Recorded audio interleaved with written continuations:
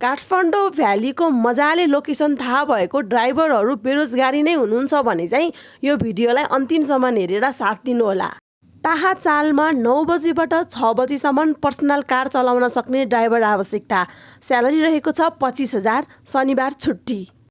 कुलेखानीमा कन्स्ट्रक्सनको गाडी चलाउन सक्ने ड्राइभर आवश्यकता। लाइसेन्स हुनुपर्नेछ। बी, खाना वस्त्र राम्रो सुविधा भएको, तलब रहेको छ 25,000। लाजिनपाटमा मिनी ड्राइभर एफ लाइसेन्स भएको, स्यालेरी रहेको छ 30,000, ड्युटी टाइम रहेको छ 12 घन्टा। भक्तपुर लोकन्थलीको लागि ड्युटी टाइम रहेको छ 12 घन्टा, पर्सनल कार चलाउन सक्ने, स्यालेरी रहेको छ 25,000, खाना र खाजाको दुवैको सुविधा भएको।